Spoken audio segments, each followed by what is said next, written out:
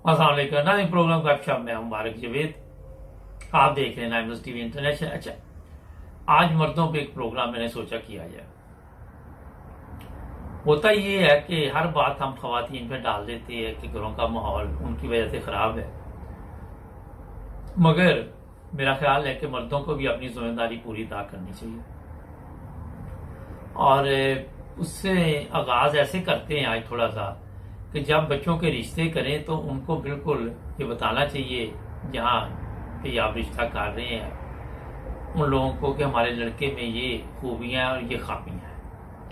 हम खूबियां तो झूठ वाली बता देते हैं, खामियां नहीं बताते। मैं ऐसे लोगों को जानता हूं जिनके बच्चे यहाँ पे जो नशा करते हैं, गलत कामों में मुलव्वस है, और वो झूठ बोल के फिर रिश्ते कर देते हैं और वो रिश्ते भी चलते भी नहीं। ऐसे बंदे भी मैं जर्मनी में जानता हूं जिन्होंने छोटी उम्र में चर्स पीनी शुरू कर दी, फिर वो चरसी माली की जिंदगी गुजारी, फिर उनको लाइन पे ला के लोगों को झूठ मूठ बोल के तो बच्ची की जिंदगी बर्बाद कर दी। बच्ची से बच्चे भी हो गए, वो भी रुल गए, सब रुल गए। और जो उनके वालिदैन होते हैं वो जनाब अपनी तरह से बड़ा सोशल वर्क कर रहे होते हैं, वो बड़ी खिदमत इंसान की कर रहे होते हैं, बड़ी बड़ी टोपियां, बड़ी बड़ी दाढ़ियां। यहाँ पाकिस्तान में भी आप देख लें, यूरोप में भी देख लें, और जब बातचीत करते हैं तो मुकम्मल वो झूठ बोल के बता रहे होते हैं। वो खूबियां भी झूठ होती हैं और खामियां का तो नाम ही नहीं लेते। फिर अगर जो लड़की वाले हैं उनको इधर उधर से पता भी चल जाए, अगर वो पूछ भी लें, फिर भी वो बुरे बनते हैं। तो जब भी आप बच्चों के रिश्ते करें पहले सच बताएं। अगर वो चरसी है तो बता दें चरसी है। शायद जो अगला मजबूर आदमी, उसके ज़हन में तो होना चाहिए कि ये नशा करता है। मुझे एक शादी में एक बंदा मिला तो मैंने पूछा कि आप शादी में अकेले आए हैं? तो कहने लगा नहीं, अल्लाह मियाँ मेरे साथ आए। मैं उसका मुंह देखता रहा। बाद में पता चला कि पूरे शहर की चर्च इसने पी थी पहले, अब कुछ बेहतर हुआ। तो ऊपर ऊपर से ये लोग नेक बनते हैं, अपने आप को वो ओवर एक्टिंग करते हैं कि हम बड़े नेक लोग हैं, हम बड़े खिदमत करने वाले, इंसानियत की सोशल वर्कर। बड़ा लफ्ज मैंने इस पे आपको कई दफा बताया, मगर जो हालत है उसका आप अंदाजा नहीं लगा सकते। फिर जब शादी हो जाती है, अब एक बंदा नाअहल है, उसने खर्चा कहां से बीवी को देना, बेनिफिट पे जिंदगी गुजारनी है। मैंने पिछली दफा ही बताया था, अगर बीवी ने कह दिया ये पैसे मेरे है, किंडर ग्रेड चाइल्ड बेनिफिट, फिर भी तूफान आ जाता है। फिर ससुराल वाले उसके पैसे पे नजर रखते हैं। तो ये बहुत बड़ी कमजोरी हमारे माशरे में। मेरी बातें कई लोगों को तो बड़ी अच्छी लगती, कई को बहुत बुरी लगती है, इसलिए कि जब उनको नंगा किया जाता तो फिर उनको शर्म आती है, फिर वो हमारे प्रोग्रामों के खिलाफ भी बातें कर देते हैं। अगर आप इर्द गिर्द अपने माशरे में नजर दिला के देख लें, अगर मैं गलत कह रहा हूं। कभी किसी ने बताया जाके कि मेरा बेटा ये चर्च पीता है और इसका रिश्ता मैं करना चाहता? कोई भी नहीं बताएगा। लोगों बच्चियों की जिंदगी बर्बाद कर देते हैं ये लोग। पाकिस्तान देख लें, हर जगह पे आपको नशे ही मिलेंगे।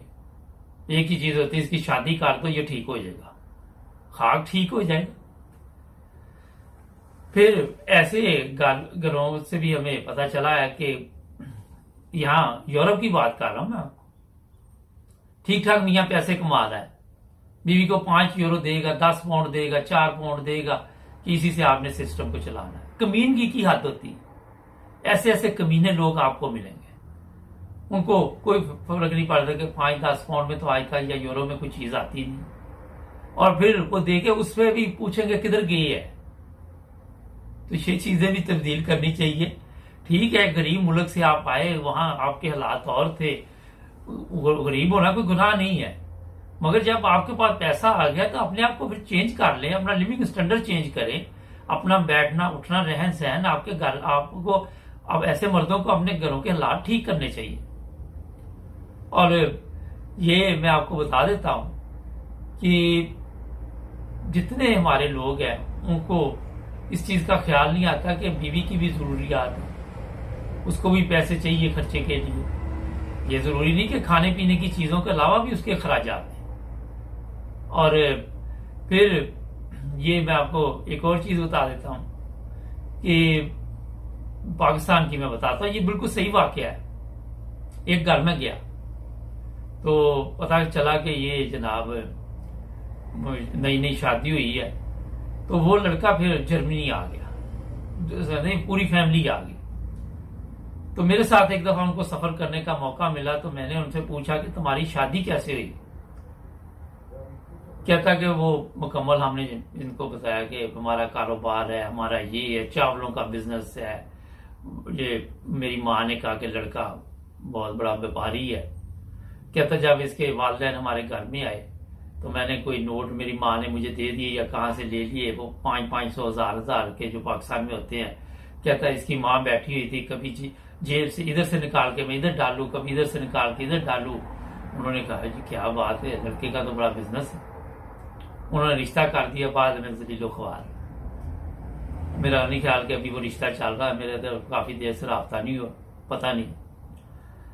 तो एक जाली एक्स डालते हैं हम लोगों को कैच करने के लिए, और ये बुराई आप देखें तो इतनी ज्यादा हमारे माशरे में है कि आप उसका अंदाजा नहीं लगा सकते। बेशुमार खवातीन आज जो तलाक लेके बैठी हुई है आपको नजर आएंगी।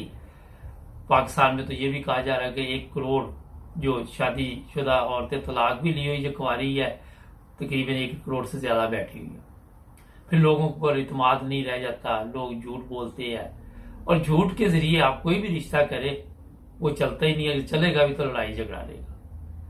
बुनियादी तौर पे झूठ बोला जाता है, उसका तसव्वुर भी नहीं होता कि सिर्फ लोगों को बताने के लिए कि हम बड़े इज्जतदार लोग हैं, और झूठी इज्जत जो आती है वो अगले का बेड़ा गर्क कर देती है। ये बड़ी अहम चीजें हैं। ऐसे लोग भी मैंने देखे कि कोई ऐसा खुशी का दिन आ गया तो कभी सास को 10 फोन नहीं भेजते, जान निकलती है उनकी कि उनको कोई चीज मैं भेज दूंगा तो वो पता नहीं मेरे से कोई कोठी ना खरीद ले, कोई पराडो ही ना खरीद ले। 10-20 यूरो तूने भेजने, जो रेट पाकिस्तान में चल रहा है उससे कौन सी पराडो ले लेनी उन्होंने। तो इन चीजों का मर्दों को भी ख्याल रखना चाहिए। ये नहीं कि सारा माशरे में जो बर्बादी है, जो खराबी है, वो औरतों पे डाल देनी चाहिए। कंजूसी इतनी, पैसे बचाते रहते घर में खर्च नहीं करने, और फिर उसके बाद जो जब आंख बंद हो जाती है तो बच्चे निकाल के पैसे याशी मारते हैं, फिर फितना फसाद एक नया शुरू हो जाता है। और ये हालात दिन ब दिन आप देख लें कि हमारे माशरे में कितनी तेजी के साथ फैल रहे हैं। और वहां पे फिर प्रॉब्लम होती है जब आप अपनी बीवी को खर्चा नहीं देंगे, वो कहती है अच्छा फिर मैं चली हूं बेनिफिट आपस, मैं अपने अलग कर नहीं खाता। और ये भी एक बहुत बड़ा फिर मसला बन जाता है। जब अलहदा खाता होता है फिर एक नई लड़ाई शुरू हो जाती है, तुम ये लेके आओ मैं ये लेके आऊंगा, तुम वो लेके आओ मैं ये लेके आऊंगा।